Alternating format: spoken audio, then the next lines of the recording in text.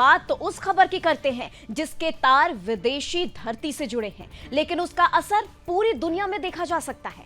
दरअसल Israeli defence force यानी कि आईडीएफ ने हिजबुल्लाह के 1600 टारगेट को निशाना बनाते हुए लेबनान में एयर स्ट्राइक की है। इनमें 10,000 रॉकेट्स बर्बाद करने का दावा किया गया है। वहीं लेबनान के स्वास्थ्य मंत्रालय ने यह भी कहा है कि इस हमले में अब तक 492 लोगों की मौत हो चुकी है। इनमें 58 महिलाएं और 35 बच्चे हैं। बता दें 1645 लोग घायल हुए हैं। लेबनान पर इजराइल पूरी तरह से अटैकिंग मोड में नजर आ रहा है। आपको यह भी बता दें साल 2006 में इजराइल लेबनान जंग के बाद लेबनान पर हुआ ये अब तक का सबसे बड़ा हमला है। साल 2006 में महीने भर चली लड़ाई में लेबनान के 1000 लोग मारे गए थे। फिलहाल लेबनान में 25 सितंबर तक के लिए स्कूल कॉलेज बंद कर दिए गए हैं। लोगों को सुरक्षित जगहों पर भेजा गया है। आइए अब इस खबर का पक्ष समझने की कोशिश करते हैं, क्योंकि लेबनान पर हुए हमलों को लेकर जो भी आरोप अभी इजराइल पर लग रहे हैं उनको गंभीरता से समझ लेना बेहद जरूरी है।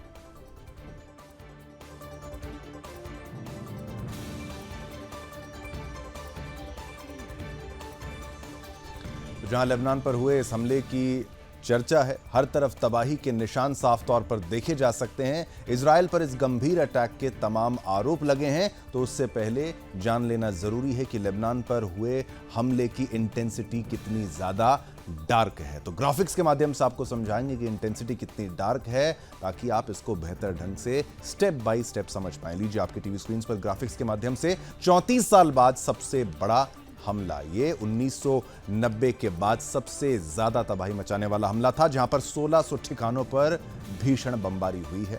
300 से ज्यादा मिसाइलों का यहां पर इस्तेमाल हुआ है, घातक मिसाइलों का इस्तेमाल हुआ है। 492 से ज्यादा लोगों की मृत्यु, उनकी मौत हो चुकी है, तो 1600 से ज्यादा लोग यहां पर घायल भी हो चुके हैं। तो ग्राफिक्स के माध्यम से आपने जाना कि क्या हो रहा है लेबनान में और हमला कितना बड़ा था। 34 साल बाद ही सबसे बड़ा हमला। अभी हमने आपको इस पूरे हमले के बारे में विस्तार से बताया, तो अब हम आपको यह भी बता दें कि इजराइल बार बार लेबनान पर जो हमले कर रहा है उसके पीछे की मंशा क्या है। इसके लिए भी आपके लिए ग्राफिक्स तैयार हैं। इजराइल चाहता क्या है? इजराइल चाहता यह है हिजबुल्लाह को लेबनान से बाहर जाना होगा, यानी हिजबुल्लाह जो आतंकी संगठन है उसको लेबनान से खदेड़ने की मंशा इजराइल की है। लेबनान से फुल स्केल वॉर नहीं चाहता है इजराइल। ये भी देखिए, हमले का हमारे पास कोई और विकल्प नहीं, ये भी इजराइल कहता है। आत्मरक्षा में कोई भी कदम उठाने को तैयार हैं, और जब तक लेबनान में हिजबुल्लाह तब तक ये जंग जो है, ये जो युद्ध है वो जारी रहेगा। तो हमने आपको दिखाया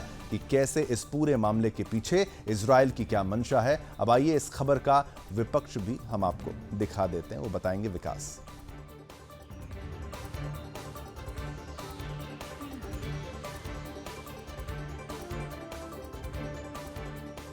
थैंक यू शिवम। आइए विपक्ष पर नजर डालते हैं।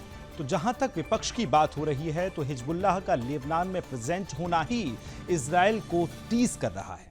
कुछ ऐसे आंतरिक मुद्दे हैं जिसे लेकर इजराइल कॉन्शियस नजर आता है और उसी के बेसिस पर इन अटैक्स को अंजाम दिया जा रहा है। लेकिन दर्दनाक बात तो यह है कि इन हमलों में बड़ी संख्या में लोगों की जान जा रही है।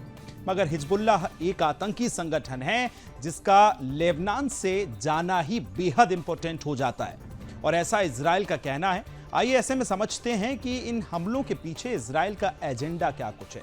ग्राफिक्स आपकी स्क्रीन पर दिखाते हैं, जहां तबाही के पीछे जो इजराइल का एजेंडा है वो आपको कुछ ग्राफिक्स के जरिए समझाते हैं, ताकि रॉकेट हमलों पर लगाम लग सके। ये बड़ा एजेंडा है ताकि उत्तरी सीमा की सुरक्षा हो सके, आतंकी नसरल्लाह का खात्मा किया जा सके। ये भी एक बड़ा टारगेट है। हमास का सपोर्ट रोकने की कोशिश है, उसको ध्वस्त करने की कोशिश है। बिना किसी दखल के ऑपरेशन गाजा को अंजाम दिया जाना भी इसका एक मकसद है। अब इस बात पर हमने फोकस कर ली की कोशिश तो की है कि क्या कुछ बड़े कारण रहे हैं, लेकिन यह भी आपको बताते हैं कि इजराइल ने सबसे ज्यादा लपेटे में हिजबुल्लाह को क्यों रखा है, क्यों उस पर टारगेट किया जा रहा है, इसके पीछे की कहानी क्या है, वो भी ग्राफिक्स के जरिए आपको बताते हैं कि इजराइल के टारगेट पर लेबनान आखिर क्यों है। हिजबुल्लाह की मदद पर हमास की निर्भरता है, डिपेंडेंसी है। हिजबुल्लाह के जरिए पहुंचते हैं ईरानी हथियार, जिसका इंपोर्ट एक्सपोर्ट जो होता है वहां एक महत्वपूर्ण भूमिका में वहां इजराइल निभाता है। इजराइल के खिलाफ जंगी रणनीति का ठिकाना भी है। हिजबुल्लाह के हमले हमास के लिए कवर हमास को संरक्षण देने की कोशिश हिजबुल्लाह भी अपनी तरफ से करता है। तो इतने दिनों से जारी इस जंग के पीछे इजराइल का पूरे क्षेत्र में दबदबा करना और हमास को पछाड़ना एक मकसद है, और टेरर भी बताना कि जो वर्चस्व की लड़ाई है वो भी है, लेकिन उस बीच में जो लोग पिस रहे हैं, इंसान की जो कीमत है वहां आज ना के बराबर नजर आ रही है। ये एक बड़े सवाल खड़ी करती है।